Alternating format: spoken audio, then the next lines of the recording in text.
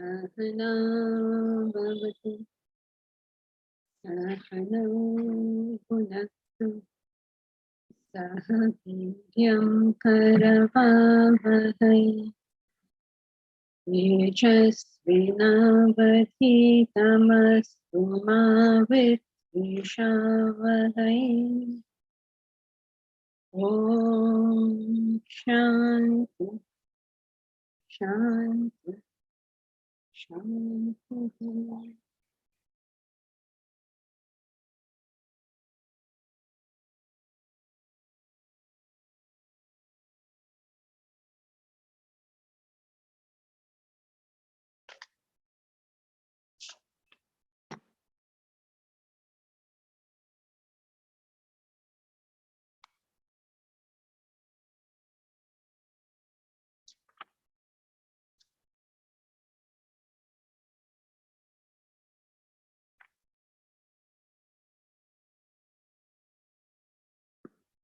So I hope it is all clear till now.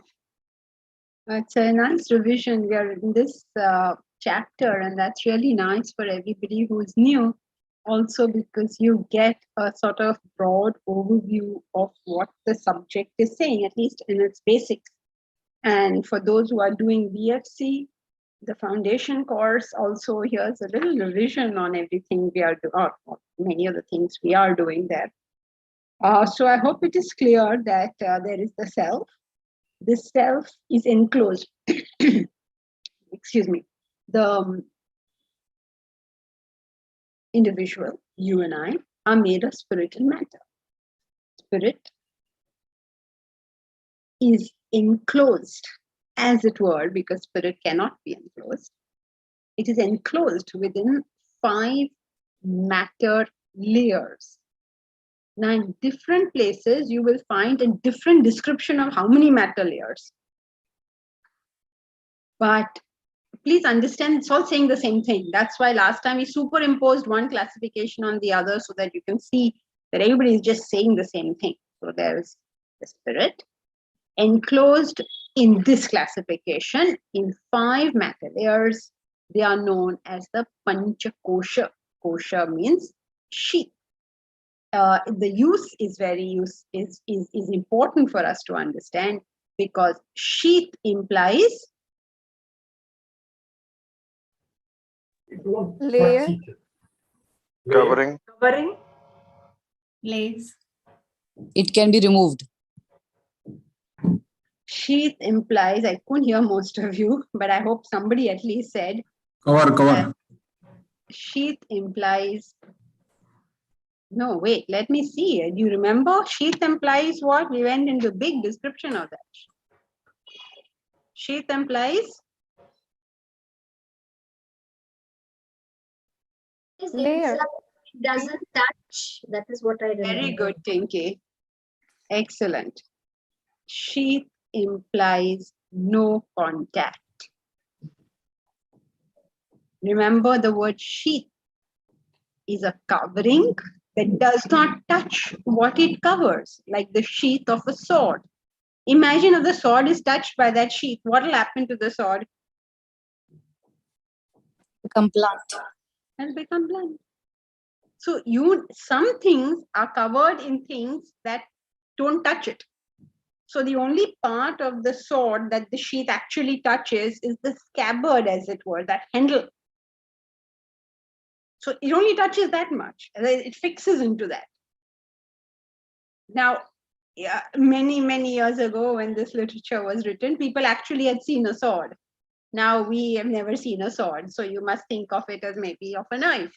If you have to have a covering for a knife, then that covering cannot touch the knife, it will blunt it.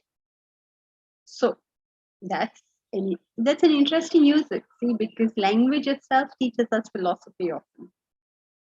The sheath covers, as it were, it does not contact, means there is no correlation between these two things.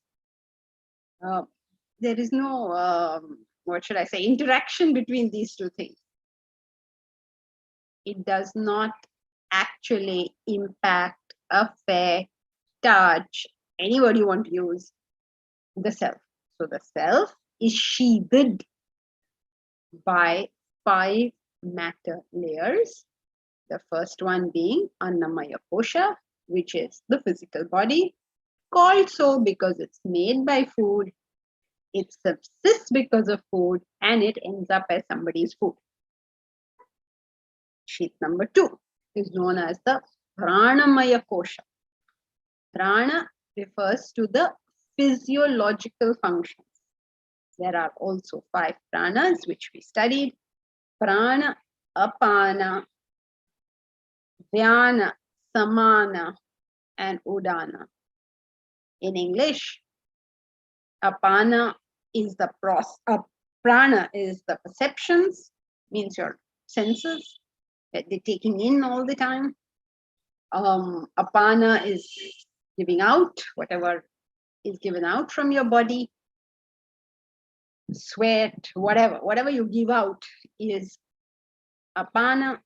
Then whatever you have taken in is digested, is circulated. These are samana and dhyana. And the 5th prana is udana. Udana means thought absorption. Thought absorption is the capacity a person has of taking in fresh information. As we grow older, this capacity seems to reduce. It is so difficult. It's so difficult even to have a conversation with an older person because they're simply not taking in anything new. They're simply repeating in their mind what they already know. I mean, it is impossible. You know, sometimes we say it's very impractical. Very impractical means what? He can't deal with the situation at hand. I know there's this Hindu joint family thing that I am involved in, that I have the, what should I say, the unfortunate privilege of having to be part of this nonsense. And there's one person who just cannot move forward. Every time you come up with any kind of solution, any kind of, okay, these are the steps forward, they will start saying that happened, that happened, that happened, that happened. Okay, all these things happen. Some people agree they happen, some people don't agree they happen. But now what do we do? Let's not worry about all the things that happened or didn't happen, because who's going to be this, whatever, Solomon come to judgment who said this happened or it didn't happen. The point is, okay, now we have all these disagreements. What is our step forward? The most obvious thing is dissolve the thing. Can't dissolve it. Unnecessary waste of time in life, because some people are incapable of taking in a fresh thought. Can't do it. And therefore they live constantly in the past.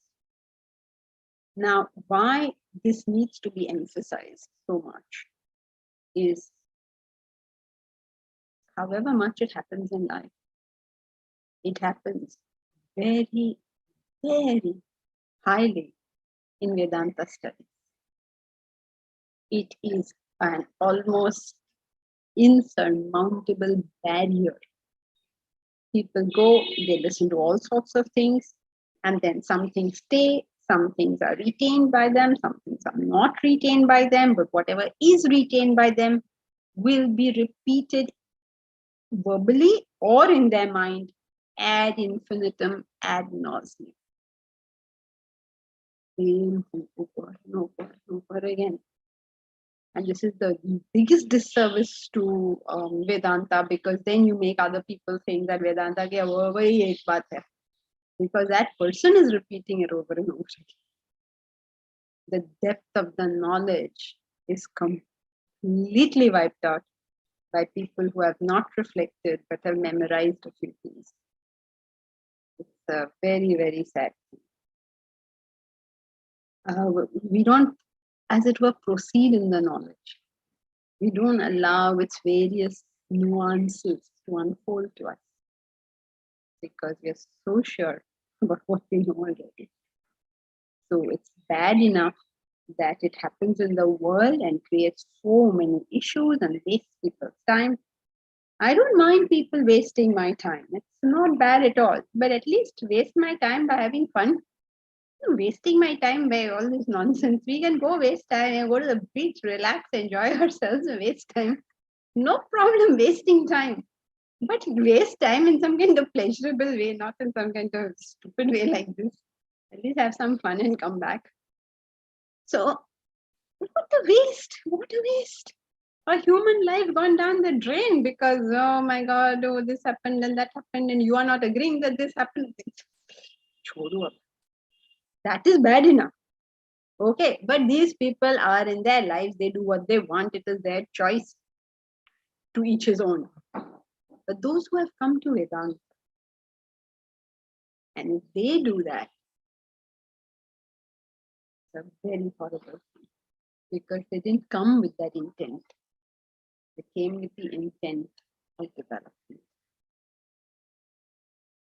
So prana shakti starts reducing. Yes, prana shakti starts reducing as we grow older. So as we grow older, we specifically, all of us grow older, we have to at least remember that. Am I just repeating myself endlessly, or have I something new to say?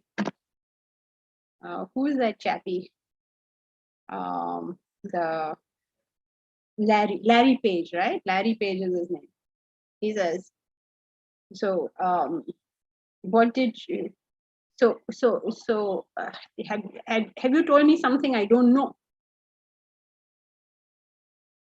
Don't keep repeating. I already know this. Why you repeat? So any intelligent person is like quick on the uptake. Okay, move. Next step. Got this. So we must stay aware. Like, now we will grow older. All of us are going to grow older. The new generation will come. They will come and they'll give us some idea. And our tendency will be to say, no, that's a stupid idea. Whenever you're saying a younger person's idea is a stupid idea, you must pause and think 100 times before you say that. Because younger people are just fresher. So it is possible that we are the losers because we are not taking in something that we should have taken.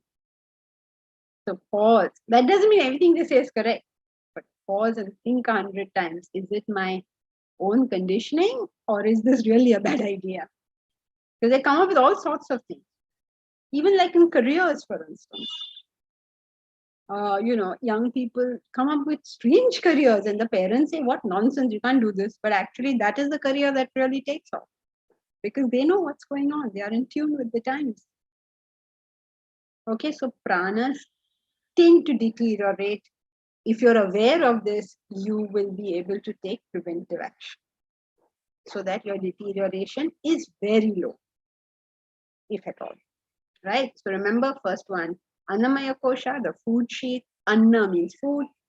Prana means air, the vital air, not just any air, but the air in us, vital air, which refers to the physiological functions, because all these physiological functions are dependent on the air. Then comes Manomaya, the mind, Vijnanamaya, the intellect, and Anandamaya, the vasana. All right, so Jyoti has a question. If we say we are not the doer because we are the puppets in God's hands, and God is not the doer because he is the eternal witness, then who is the doer? Jyoti, where are you? I can't see you. Here you are. So if we say we are not the doer because we are puppets in God's hands, in this class, which class, did you study about Ishvara somewhere? Have you recently studied, Jyoti, about Ishvara somewhere? Right. Ishvara is translated into English as God. Right? We studied what it was. What is Ishvara? The creator aspect. The what? Creator. No. Please, We haven't studied it in this class. We are going to come to it. Yes, Mr. Srinivasan, what did you say? It is the collective bliss sheath, the macrocosmic bliss sheath. All are Yes, correct.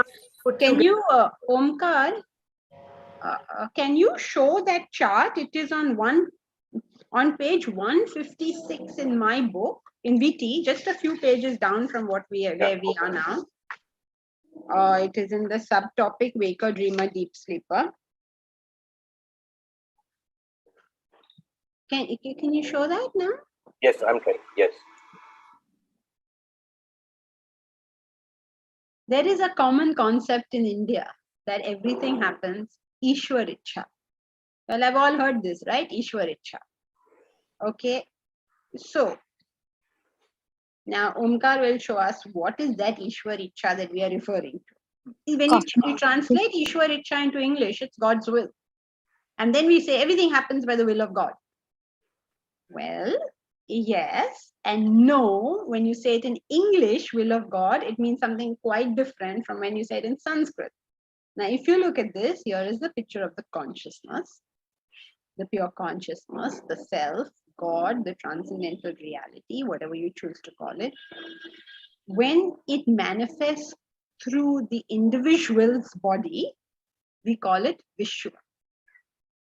When it manifests through the individual's subtle body, it becomes the dreamer, Taijasa. When it is within the causal body, it is called Prajna, the deep sleeper. You're all familiar with this concept, right? Now, the same consciousness operates at the macrocosmic level. All the bodies put together make it Virat. That is why in the Gita, in 11th chapter, is supposed to be Virata Rupa. Virata Rupa means the cosmic waker.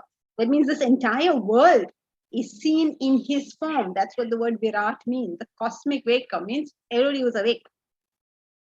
Meaning there everybody is gross bodies.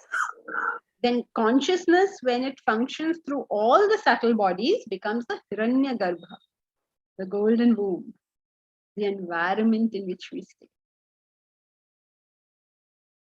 The golden womb. All the subtle bodies put together. And all the causal bodies put together is known as Ishvara. Ishvara means all causal bodies. So what will eventually happen? Is this much clear? Are we all together as far as this is concerned? Is there any complication as far as this is concerned? If you are not clear about what I just said, please ask now, because everything is going to be built on that. Take a minute to think about it.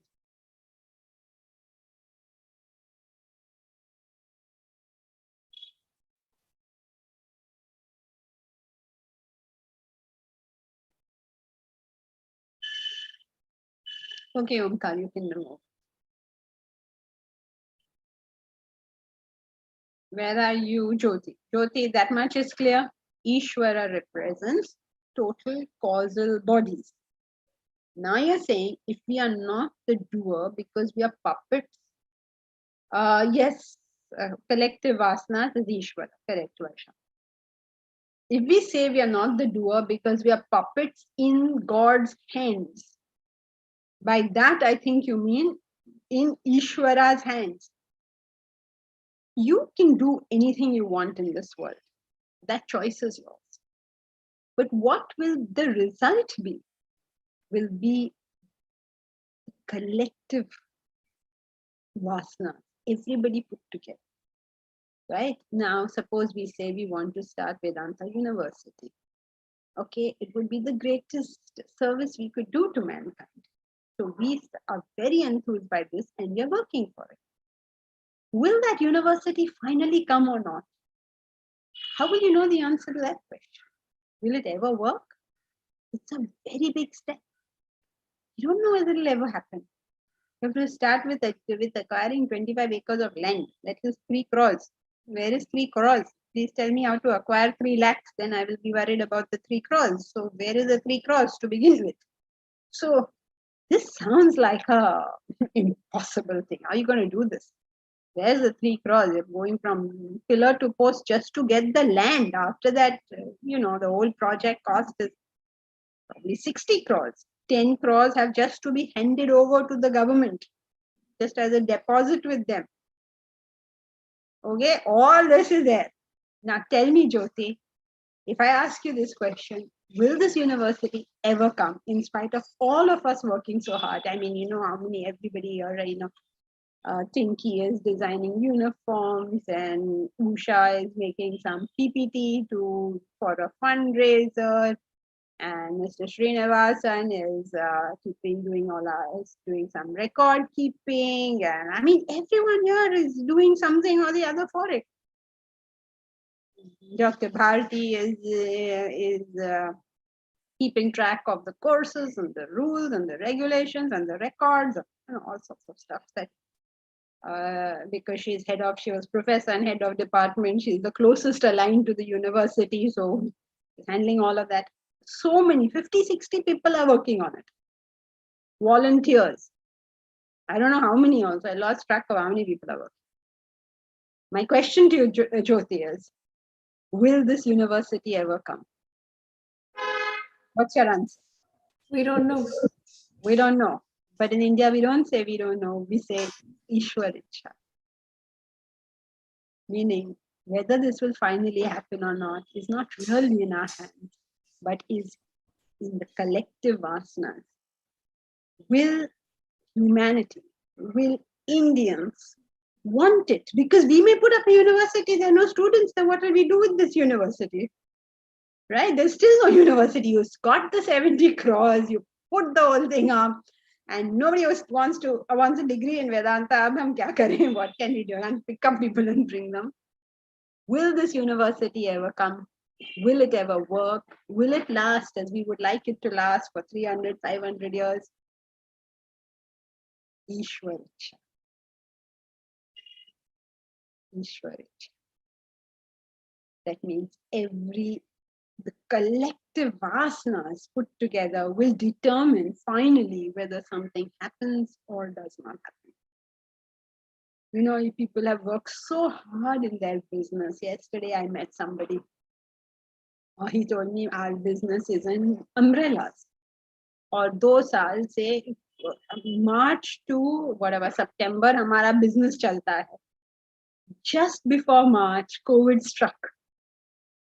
His whole thing got wiped out. 2 years have gone in this.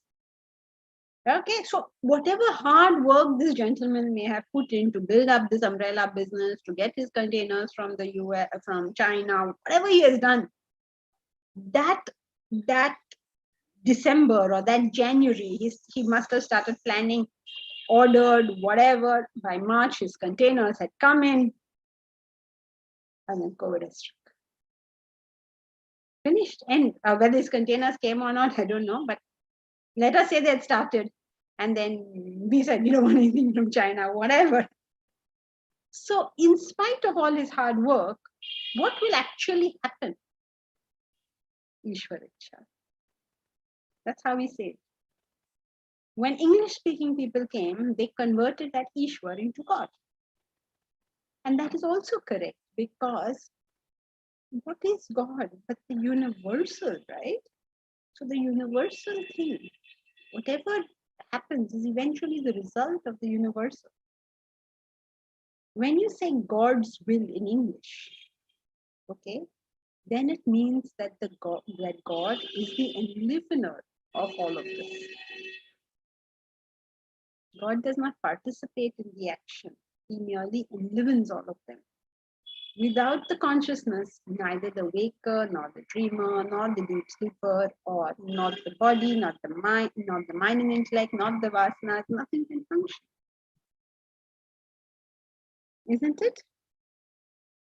So, the self of consciousness plays a part in our life as electricity does in a bulb. The electricity in the bulb will give light. The same electricity in the fan will give breeze.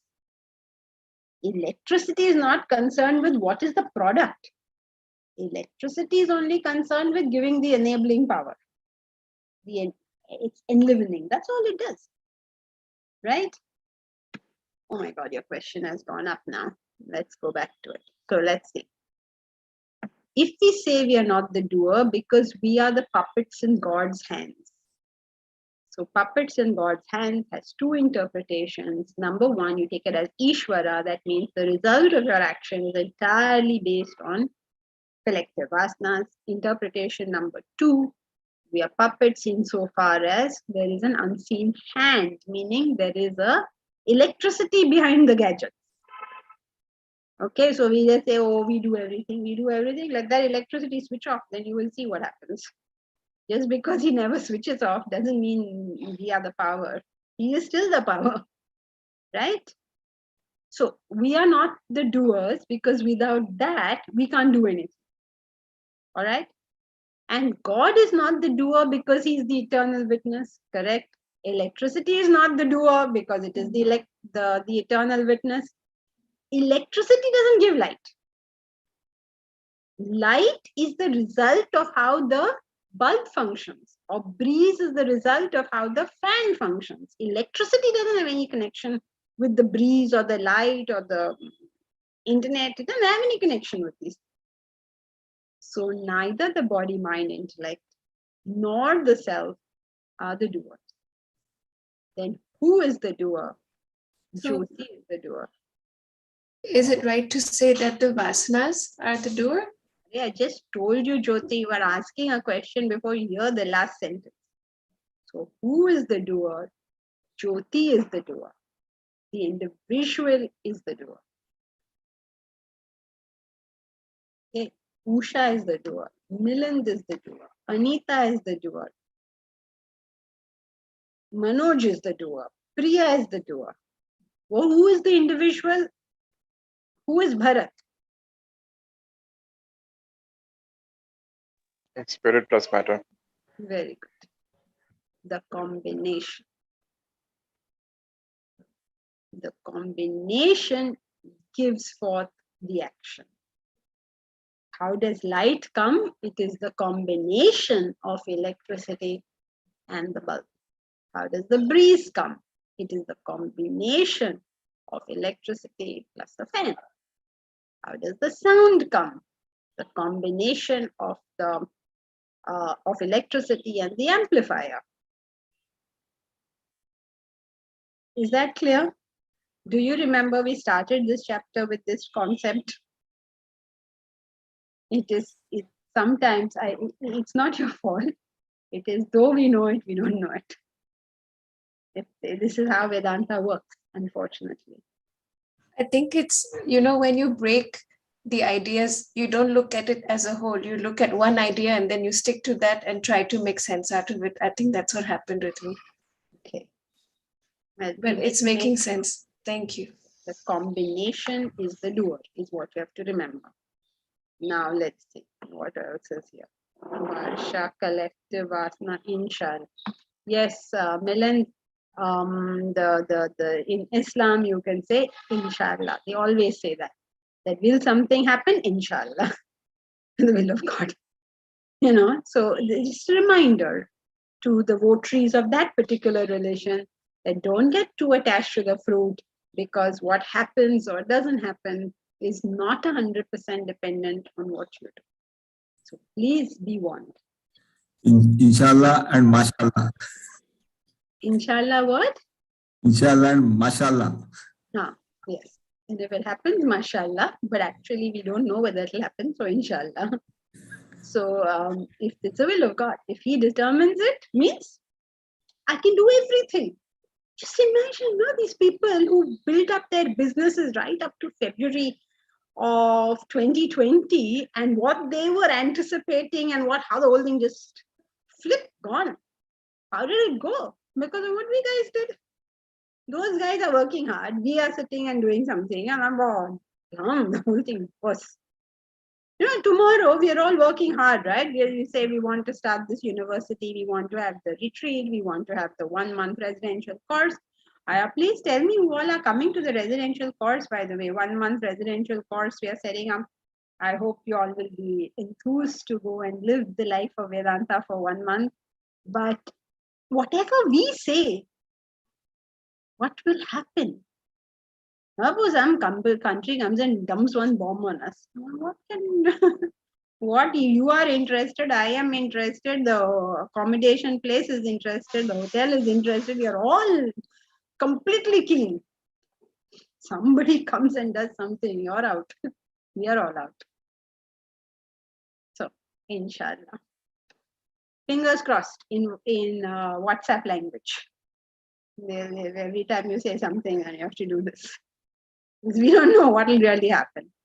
We don't know means what does that translate into our lives? Some people translate this as, okay, so let's not do anything. No. All it translates is, don't be attached to the fruit. Because you can choose and execute your action, but you cannot determine that the result will come. Then you'll say, then why do I even do the action? Then why should you do the action? Why should you do the action? You will never know whether this action will give you fruit or not. Okay, we start teaching Vedanta.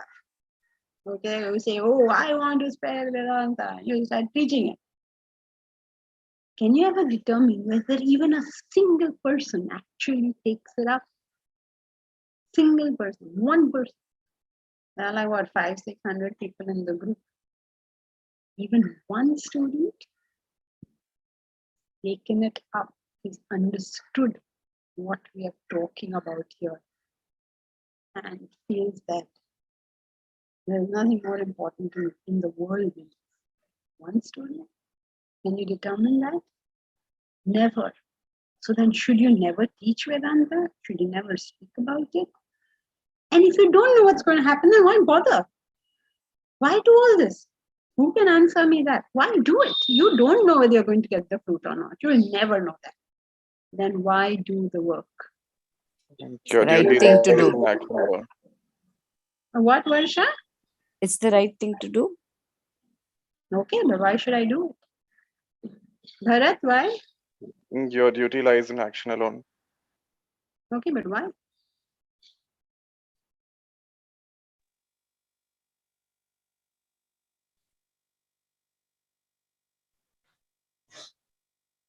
Because of your vasanas, because of your vasana, you will do it. You are helping. Okay, but I, as a human being, I can at least put it off. Next janma dekhenge. You stagnate that way, right? Because action is inevitable. Like What? action is inevitable, and so we will end up doing something wrong if we don't do it. Okay, you could maybe say that if you don't do this, you do something which is worse. So But can Shiva, it be We go into tamasic state. yeah, okay, we go to that. Yes, Tinky, what were you saying? I said if the intellect is developed, subtle intellect also, then you set a higher ideal or a goal and then you work towards it. And then, of course, there is no doership, there is no focus on the fruit. Tinky begging the question. My question is, why do it?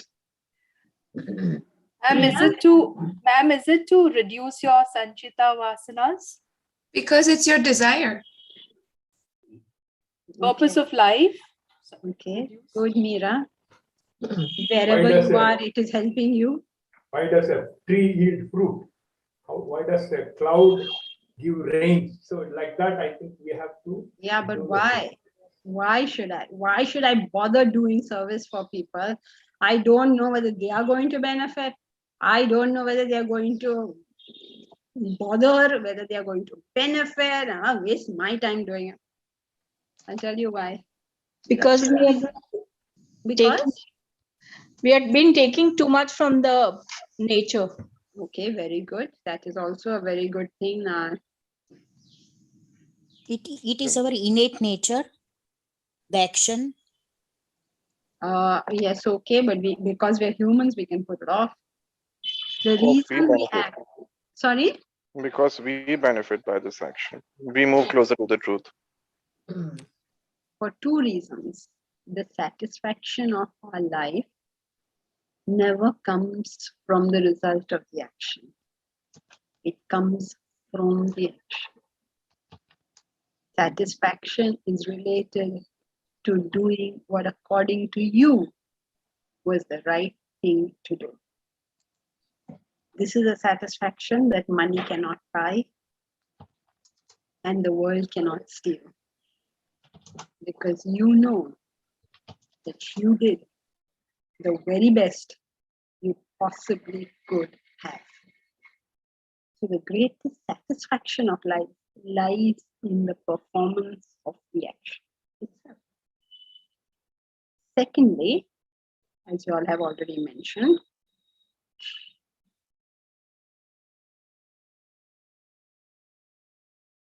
it is in doing the action that we go closer to the truth, to self-realization, to enlightenment. So, though it seems to us, and that's why people say you're puppets, right? Why do they use the word puppet? When you think in terms of fruit, you are a puppet. What can you do? You're helpless. But when you think in terms of your own life, you are no puppet. You are the puppeteer. It is your actions that will determine whether you're satisfied. It is your actions that will determine whether you have reached enlightenment. In this, you are the master. Nobody can do anything about it. Only you can do this. You're no puppeteer when it comes to these two things. If you are able to understand that, I'll be least worried about the fruit, because what is the fruit going to do? You know, the etymological derivation of the word fruit in Sanskrit, phalam, is that which perishes in various ways. That which perishes in various ways. You are striving to get something that is perishable when it is well within your power to get the imperishable. Pagal hai kya? Complete idiocy, no? I can guarantee my happiness. Instead of doing whatever I will guarantee my happiness, I will do something that will guarantee unhappiness. Sabke sab pagal hi hai. That is why they say it is only knowledge that is the only, knowledge is the only solace. Because what are you doing? You are messing up by chasing the fruit. So now the poor sages and saints, how will they tell you? In Islam, they say, nicely, they say, Inshallah. What is going to happen? Whatever God decides. In Christianity, what do they say? Thy will, not mine, prevail. In Hinduism, what do they say? Ishwar Ichha. अभी एक ही बोल रहे हैं, दिख नहीं रहा क्या? Why are you differentiating? They're just wise people who are all saying the same thing. Why are you differentiating? It's the same thing. One says it in this language and one says it in that language. What do they make such a fuss about? Okay, Sahu Menon, yes, I do know that you have raised your hand and I will come to you. I know you're waiting a long time and you're wondering whether I've seen it. Yes, I have. Is this different from Paramatma? Paramatma usually refers to the self, Varsha, and Paramatma is usually used in the context, at least in Indian philosophy, mostly by Vishishta Advaita, which claims that the Atma is part of the Paramatma. In Advaita, of course, Atma and Paramatma are the same thing. Right. Vishishta Advaita uses it in a particular sense. So that's in the sense of Brahman and Atman. Okay, right. Yeah.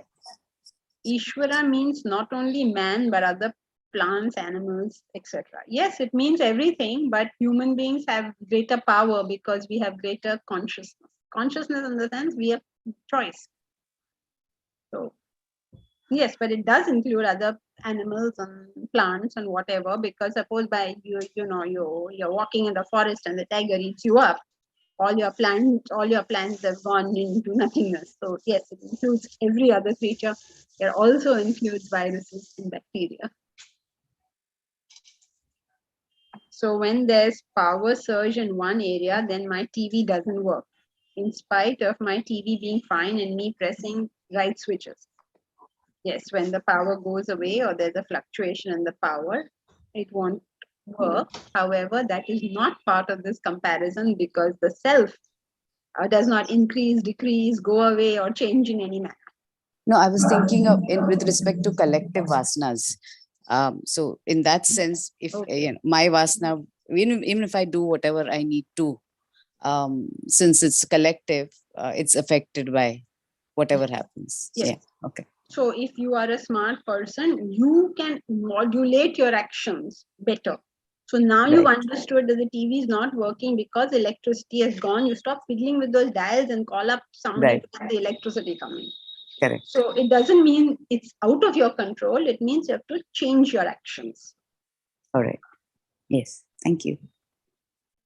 But Varsha, we don't mix metaphors like that, because then just as people are getting the hang of one idea, if you put in a different metaphor, they may get confused again.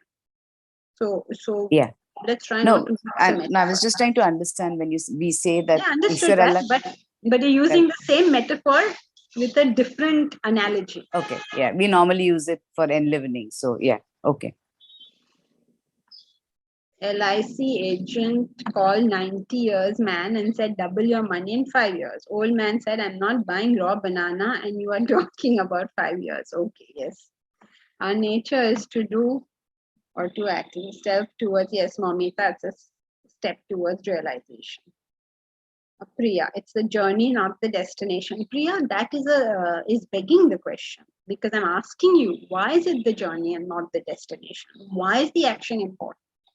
Especially when you don't even know whether you're going to reach the destination.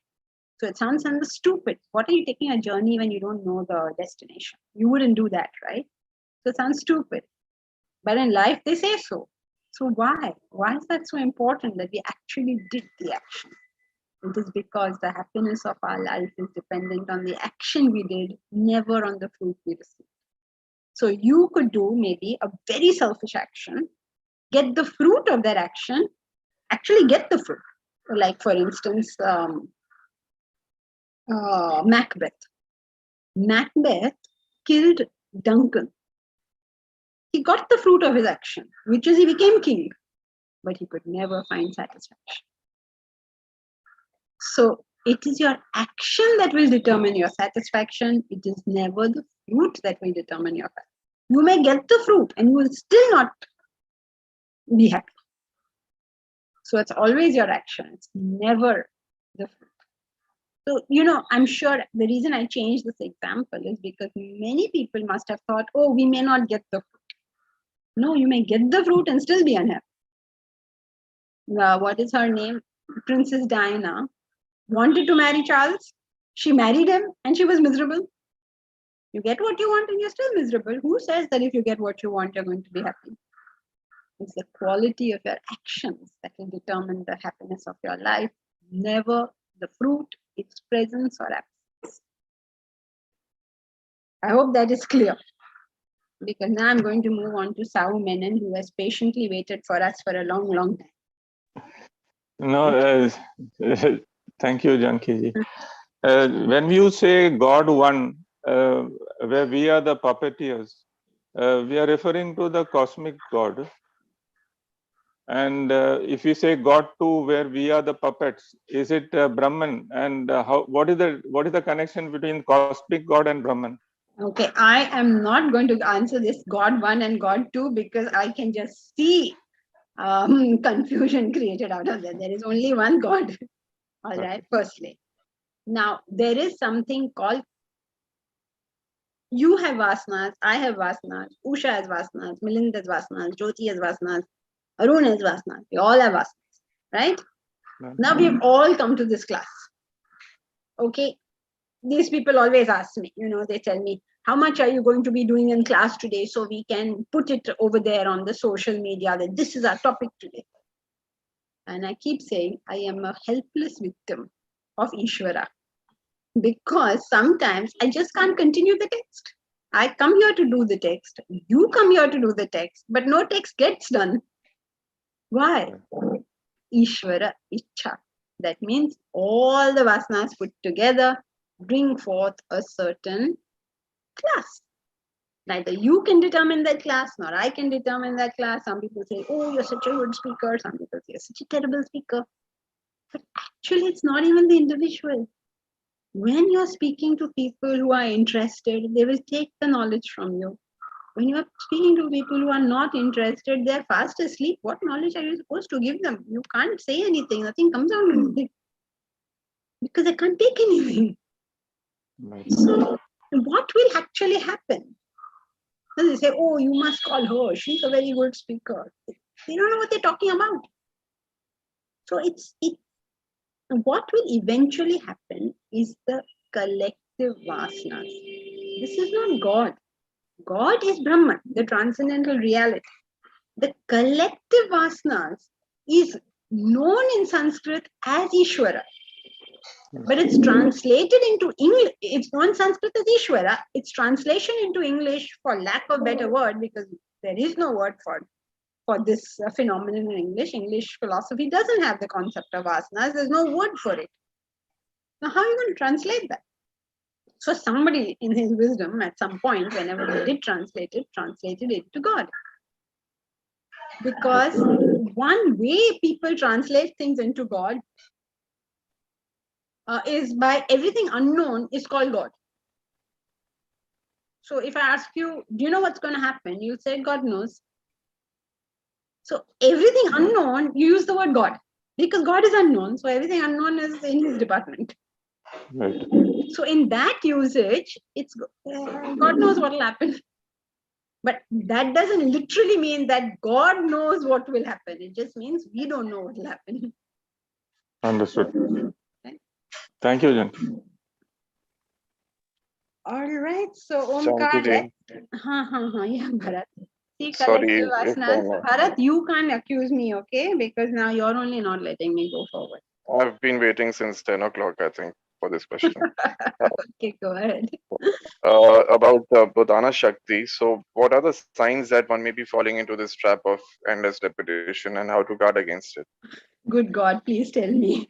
Because I would also like to know. God knows, am I repeating all the time? I don't know. You just have to be aware of the fact that that's there. Okay, now I should not say my age, right? It's not politically correct. 25. Huh? 25, no, but then my pranas must be okay if I'm 25. Okay, let's invert that figure. And at this age, it is likely that pranas will reduce. I mean, from 40 onwards, pranas will reduce. Some people take a rather pessimistic view. I mean, when I say some people, I mean the allopaths take a rather pessimistic view that from 25, deterioration starts. So if you're over 25, be aware that it is possible that you are rejecting things that ought not to be rejected. Other indications are, have you got bifocals? Has your hearing reduced? Is your digestion any worse than it used to be?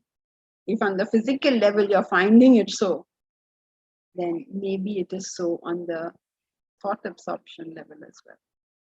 So just be aware. Be aware, that's it. That doesn't mean now whatever a youngster says, you take. But just be aware that there are hidden forces within us that are making us see things in a particular way. Be aware, there's nothing else to it. Is that okay, Bharat? Yes, thank you. Okay, Omkar, let's go.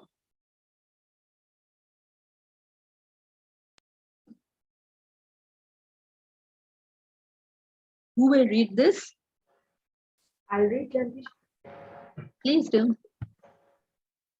Why is there so much resistance to reading? I don't find many people saying, I will read enthusiastically. Yes, go ahead, Kinnari. The mental sheath. The mental Yes, read the whole mental sheath. Yeah. The mental sheath comprises the mind. It controls the vital air and food sheaths. When the mind is calm and composed, The physiological functions are efficient and the body remains healthy. When the mind is disturbed, agitated, both the vital air and food sheaths are affected. The mind is made up of impulses, feelings, emotions, and other passions. It is replete with likes and dislikes. The mind desires to obtain what one does not possess and becomes attached to what one possesses. It can turn turbulent like the wind. A strong wind can uproot trees, wreck ships and aircrafts.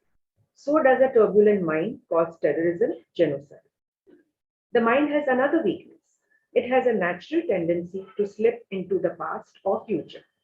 If left unattended, it would constantly worry over the past or become anxious of the future. It hardly remains in the present. This causes stress and strain to practically every adult. Whereas little children have no stress since they are free from worry or anxiety. So the summary is the mental sheath comprises the mind. It controls the vital air and food sheaths. So when the mind is calm, the functions of the vital air and food sheaths are efficient. Whereas if the mind is disturbed, these functions get affected in a negative manner. You become agitated. The mind also has two weaknesses, attachment and its tendency to go into the past or future. When the mind gets attached, it causes agitations, and when it slips into the past or future, one gets anxious and turns worrisome. Okay, Kinnari. Oops. Can you hear me out? Firstly, correct that the mental sheath is the mind, and it has the capacity to control the grosser sheath, correct? The vital air sheath and the physical body. How does it control it? By being happy or sad. When the mind gets agitated, the pranas get disturbed. When the mind stays peaceful, the pranas also stay steady. That's why you find disciplined people, even at an older age, are in a much better state than people who are indisciplined. Now, when this happens, it also happens that some indisciplined people are okay in old age, and you will no doubt your mind has already gone there and said, he was like that, but he's still all right. Yes, this is also possible. There are other reasons for it, but that's a gamble if you want to take it. That's a gamble. But if you keep to discipline, then you will know if you keep your mind calm. How do you keep your mind calm? Because your intellect is keeping it disciplined. Then you have a better chance. The other one is a gamble. So the mind, when it stays calm, keeps the pranas going well. When the mind gets agitated, such as you hear bad news or anything, your pranas get upset, your digestion is upset, your excretion is upset, you have to rush to the bathroom, whatever, all the sort of things happen when your mind gets upset. So it affects it. So the calm mind keeps the body going well. All the physiological ailments or, all the psychosomatic ailments, what are they? It's just the mind getting disturbed. So the mind affects the pranas and the body. How does it do that? Does it consciously do that? No. When it gets upset, body is upset. It is my body is fine in that manner. Okay. So when it's upset in some way, it's disturbed in some way, all this trouble starts. Then, secondly, the first problem of the mind is not just attachment, it is desires and attachment. The desire for what you don't have and the attachment to what you do have. So attachment to your daughter and desire for son-in-law. So you're probably driving your daughter nuts, saying, when are you getting married? When are you getting married? Because desire for the unknown son-in-law and attachment to present daughter. Okay, so all the time, attachment to a house that you live in, desire for a second home. So the mind always is between these two things. The desire for what is yet to be obtained and the attachment to what has been obtained. Whatever has been obtained, you're completely attached to and therefore completely disturbed with it. And now you have a desire to get something else, then you get attached to that thing and get completely disturbed with that thing. This is how the mind functions. This is the nature of the mind. Nobody says, whatever I have got so far, I am not able to enjoy. Why am I getting more things? Shouldn't I first stop and learn to enjoy what I have? No, but I want more. I want more. One more means what? You'll be in the same position as you are now. Elizabeth Taylor can marry. Elizabeth Taylor, no? Who was it? Elizabeth Taylor. Married 7 times. 8 times. 8 times. But Married for learn how to run one marriage. Then you'll get another one. married for same person 2 times. Yes. Married to the same person twice. See? Victory of hope over experience. Why don't you learn about marriage before you try another one? I mean, I'm not against it. Please, if you want to marry 10, 15 times, there's nothing in Vedanta that says you should not marry 10, 15 times. Go right ahead. The only point is, between 2 marriages, at least make some attempt to learn how to run a marriage. Don't say, okay, this one is terrible, next. This one is terrible, next. That one is terrible, next. I say, so you will be marrying every year till 100. Figure out the right way of doing it, and then you can do. You can do as many as you want. No, nobody says no. You want to be Krishna and have 16,000 spouses? Go right ahead. I mean, go right ahead means in Vedanta there is nothing. If you're a Hindu in India, you may go to jail. But in terms of philosophy, there is nothing against it. So, but the thing is, before you try to acquire something you don't have, should you not know how to deal with what you do have? I mean, if you cannot find satisfaction in what there is, then it is the mind that says, I want something else. This is the big problem of life. Why do you want something else? Because what you have is not satisfying you. Isn't it? Satisfying you means satisfying your mind. That is why the mind is wanting something else. But the mind doesn't stop to say, if I did not know how to handle this, how do I know I will be able to handle that? Doesn't ask a question because the mind is incapable of a question. It is only capable of, I want. That is why it is called a child. You go to the shop and say, I want. But the furniture in your house, can you handle? That is a mess. Now why are you getting more furniture? No, I want. You know how children are with toys? Exactly like that, the mind is with every object. So, the mind has 2 problems. First problem is, it has desire for what it does not have, and it has attachment to what it does have.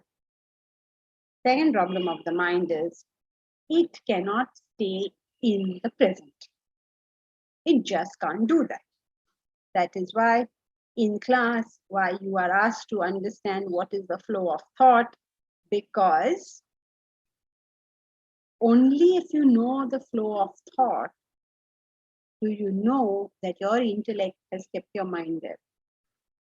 If you don't know this, you have not exerted during class at all.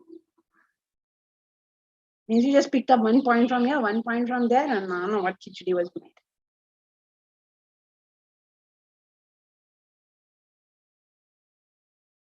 So, mind is incapable of saying. You know, if you ask a question, you just say, ask a question. What time will you come today? The kind of responses you will get are, but there is so much traffic, but there is this, and then, you know, my mother-in-law is like this, and my father-in-law is like this. I'm not asking you all this. Ask, what time will you come? Why do you think the mind does that? The mind, you try to have a conversation with somebody, it's very difficult, extremely difficult. Before one thing is dealt with, go to something else. You sit in class, suppose somebody asks a question. Now it's reduced a lot. But remember, in the earlier time, somebody asks a question, you start answering it, they jump to something. Oh, you forget it, you answer the second question. What happened? They jump and go somewhere else. This is the nature of the mind. The intellect is not yet engaged. Okay, so mind has. So what are the 3 points of the mind we must know? Number 1, that. Desire, attachment. Number 1. It controls the food sheath and the very good. flesh. First point, it controls the grosser sheaths, which are mind, which are body and prana. Point number 2. Attachment and desire. Attachment and desire. Point number 3. Not staying in the present. Not staying in the present. Very good.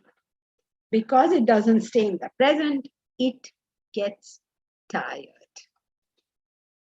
All our exhaustion is because the mind cannot stay in the present. Okay, so that's it for today.